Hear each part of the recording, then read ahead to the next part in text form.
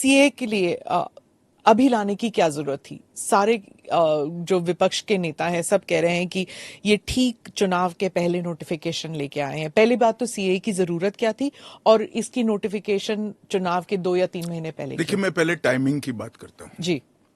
सारे विपक्षी दल, ओवैसी हो, राहुल गांधी जी हो, या अरविंद केजरीवाल हो, या ममता जी हो, ये झूठ की राजनीति कर रहे हैं। इसलिए टाइमिंग का महत्व नहीं है। भारतीय जनता पार्टी ने 2019 में अपने घोषणा पत्र में कहा है कि हम सीए लेकर आएंगे और पाकिस्तान, अफगानिस्तान और बांग्लादेश के जो शरणार्थी है उनको नागरिकता देंगे। तो भारतीय जनता पार्टी का एजेंडा बहुत स्पष्ट है और वो एजेंडे के आधार पर हमें बहुमत मिला है। 2019 में ही ये बिल संसद के दोनों सदनों ने पार कर दिया। उसके बाद कोविड के कारण थोड़ा लेट हुआ। अब टाइमिंग का क्या महत्व है? सरकार ने अपनी विल चुने जाने से पहले अभिव्यक्त कर दी है। चुनने के बाद फर्स्ट प्रायोरिटी में पहले ही साल में दोनों सदनों से इस कानून को मान्यता मिल गई है। रूल्स फॉर्मेलिटी है। अब टाइमिंग का या पॉलिटिकल गेन या लॉस का सवाल नहीं है। अब विपक्ष तुष्टीकरण की राजनीति कर कर, एपीसमेंट की पॉलिटिक्स कर कर वोट बैंक को कंसोलिडेट करना चाहता है। मैं उनको विनती करना चाहता हूं कि आप एक्सपोज हो चुके हो, ये मत करिए। पूरे देश की जनता जानती है कि सीएए इस देश का कानून है और ये 4 साल में मैं कम से कम 41 बार बोला हूं कि ये होगा, चुनाव के पहले होगा। अब क्या मतलब है टाइमिंग का सवाल करने का? तो इतने साल तो हुआ नहीं ना, 2019 के बाद अब हुआ है। स्मिता जी, मुझे एक बात बताइए, wheel of legislator, wheel of government bill से प्रकट होता है या रूल से प्रकट होता है? ऑब्वियसली बिल से। रूल व्यवस्था करता है, जो करने में पहले कोविड के कारण और बाकी सारे पॉलिटिकल इश्यूज के कारण लेट हुआ। मगर कब से नागरिकता मिलेगी? तो 2014 के पहले से। वो थंब रूल वहीं का वहीं है। आज क्या फर्क पड़ गया है बताइए? कोई फर्क नहीं पड़ा है। भारतीय जनता पार्टी को के लिए ये पॉलिटिकल गेन का मुद्दा नहीं है।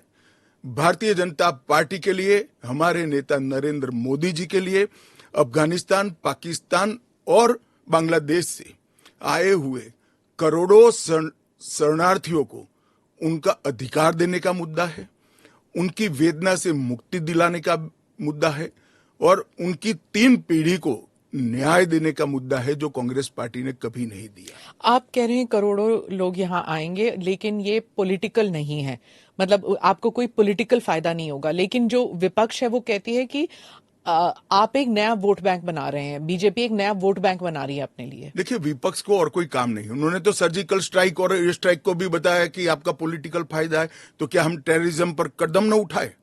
इन्होंने 370 को भी बताया कि ये आपके पॉलिटिकल फायदे के लिए कर रहे हैं। हम 1950 से कह रहे हैं कि हम 370 को हटाएंगे। उनका हिस्ट्री है, जो बोलते हैं वो करते नहीं है। मोदी जी का हिस्ट्री है, जो भारतीय जनता पार्टी ने कहा है, नरेंद्र मोदी ने कहा है, वो पत्थर की लकीर है। मोदी की हर गारंटी पूरी होनी है। 2019 में आपने एएनआई को इंटरव्यू में कहा था कि जो हिंसा हुई थी उस वक्त, सीए के कारण जो हिंसा हुई थी उस वक्त आपने कहा था एक डिसइंफॉर्मेशन कैंपेन है और वो आप दूर नहीं कर पाए उस डिसइंफॉर्मेशन को, मिस इन्फॉर्मेशन, डिसइंफॉर्मेशन जो भी।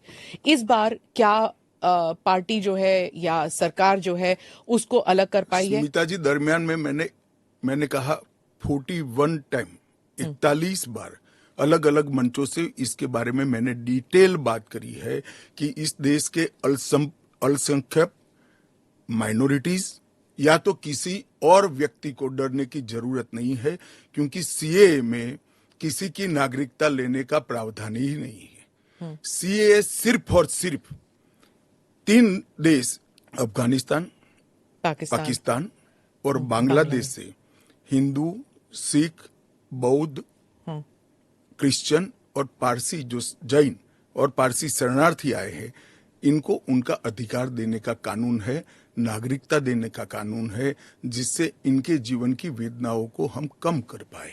मैं बाकी रिलीजन्स के बारे में बाद में आती हूँ, पहले मुसलमान समुदाय के बारे में बात करते हैं, क्योंकि चाहे ओवैसी साहब हों, चाहे ममता बनर्जी हों, और फिर बहुत से विदेशी मीडिया जो है वो भी कह रही है it's an anti Muslim law, because आप मुसलमानों को नहीं शामिल कर रहे हैं, तो वो क्राइटेरिया ही है कि मुसलमान नहीं होने चाहिए। ऐसा नहीं है। आप इस लॉ को आइसोलेशन में नहीं दे सकते। इस देश का एक इतिहास है। 15 अगस्त 1947 को देश का विभाजन हो गया। देश 3 हिस्सों में बंट गया। वो बैकग्राउंड है। भारतीय जनसंघ, भारतीय जनता पार्टी हमेशा विभाजन का विरोध किया। हम कभी सहमत नहीं थे। इस देश का विभाजन धर्म के आधार पर होना ही नहीं चाहिए था, मगर उस वक्त किया गया। जब धर्म के आधार पर आप विभाजन करते हो और वहां जो अल्पसंख्यक है उन लोगों पर ढेर सारे अत्याचार हो, धर्म परिवर्तन कराया जाए, इनकी महिलाओं को अपमानित किया जाए, वो माँ बहन बेटी के लिए वो शरण में आए भारत की, तो क्या उसको यहां नागरिकता का अधिकार नहीं है? और स्वयं कांग्रेस के नेताओं ने आजादी के वक्त सैकड़ों भाषणों में कहा है कि अभी मारकाट चल रही है, अभी जहां है वहां रह जाइए, बाद में जब कभी भी भारत में आएंगे आपका स्वागत है। परंतु बाद में इलेक्टोरल पॉलिटिक्स चालू हुई, वोट बैंक की राजनीति चालू हुई। अपीसमेंट के कारण वो वादा कांग्रेस पार्टी ने कभी पूरा नहीं किया जो आज नरेंद्र मोदी पूरा कर